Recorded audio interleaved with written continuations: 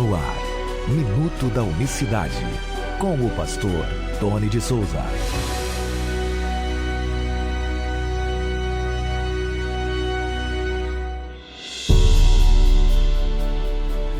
Olá, queridos, graça e paz da parte do nosso grande Deus e Salvador Jesus Cristo. Sejam todos bem-vindos a mais uma edição do Minuto da Unicidade, nesta terça-feira, 9 de abril de 2024.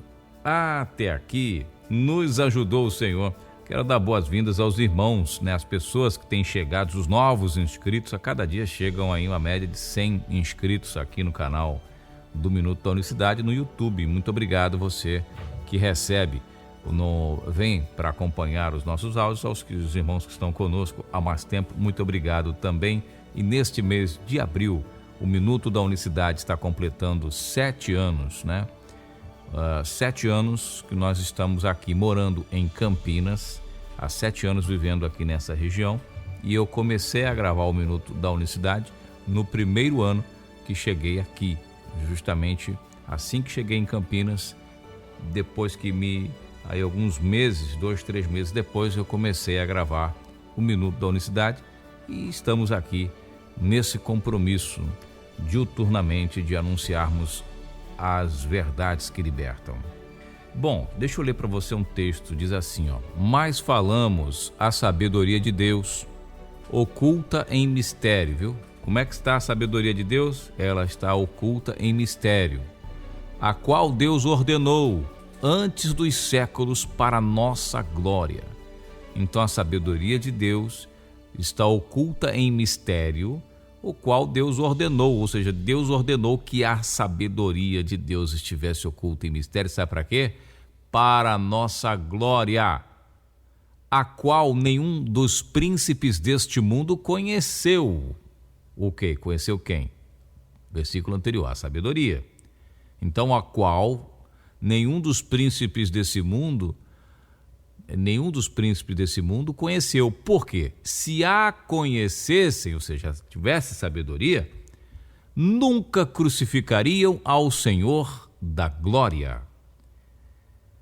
1 Coríntios capítulo 2, versos 7 e 8. Você está entendendo aqui? Esse versículo pode passar despercebido para muitos leitores da palavra de Deus. Mas o primeiro ponto aqui é que nós observamos essa sabedoria maravilhosa. Cristo é o quê? A sabedoria de Deus. A própria teologia, ela diz que Jesus é a sabedoria de Deus. E essa sabedoria está oculta em mistério. E Paulo diz, o mesmo Paulo que escreve isso, ele fala, grande é o mistério da piedade. Que mistério é esse? Deus foi manifestado em carne. Você já leu isso lá em 1 Timóteo, capítulo 3, verso 16? Pois é, ele está dizendo aqui que os homens não têm essa sabedoria, não tem, o homem é inteligente, ele tem a sabedoria humana, mas a sabedoria genuína da qual Paulo está falando aqui, ele não tem, porque os príncipes deste mundo não têm, porque se tivesse, jamais crucificariam o Senhor da glória. Sabe quem é o Senhor da glória? Para nós, o Senhor passa tranquilo. Mas para aqueles que conhecem um mínimo das Escrituras, e quando a gente fala de Escrituras, estamos falando das Escrituras dos tempos bíblicos, porque não havia Novo Testamento naquele período, o Novo Testamento estava sendo escrito ali naquele tempo de Paulo, dos discípulos, eles estavam escrevendo o Novo Testamento. Então, as Escrituras para eles eram o quê? A Torá, os Salmos e os profetas. Essas são as Escrituras que Jesus falava, as Escrituras dizem e tal. Salmos, Torá e profeta. Pronto. Nos Salmos, e aí os Salmos fazem parte das Escrituras, se você pegar o Salmo 24, diz o quê? Que Iavé, o Yahu, o soberano, o eterno, ele é o rei da glória. Você lê o Salmo 24, diz, quem é o Senhor da glória? Jeová dos exércitos, ele é o rei da glória. Olha, é muito forte isso que eu estou falando para você que está ouvindo o programa Nossa Voz aqui na Rádio BTFM. É muito forte, é muito glorioso. Era para você estar me ouvindo agora, ouvindo a voz do Espírito, com lágrima nos olhos, por causa dessa revelação preciosa, que crucificaram o Senhor da glória, o dono da glória. Sabe o que é Senhor? Na etimologia da palavra, do hebraico, Senhor significa dono. O dono da glória, o dono da glória, o dono da glória é aquele lá do Salmo 24. Esse é o dono da glória, não tem outro. Ele não compactua, não é uma glória compartilhada, como diz a teologia trinitária, é uma glória dividida entre 3 pessoas. Porque queiram você ou não, a Trindade é composta por 3 pessoas, segundo a teologia, 3 pessoas. 3 pessoas dentro da divindade. Isso é rechaçado, isso é condenado pelas Escrituras. E 3 pessoas, pelo menos 2 dessas 3 pessoas estão sem glória nenhuma, porque o dono da glória é Yahvé, Yahu, Yahu, Jeová. Esse é o dono da glória. E Paulo diz, olha, o dono da glória, o rei da glória, foi crucificado por aqueles que não têm a sabedoria de Deus que está oculta em mistério. E a vós, diz o Senhor Jesus em Lucas capítulo 9, foi dado conhecer os mistérios do reino de Deus. Aos demais falo por parábolas. Você escolhe, você decide. Quer continuar ouvindo o evangelho por parábolas?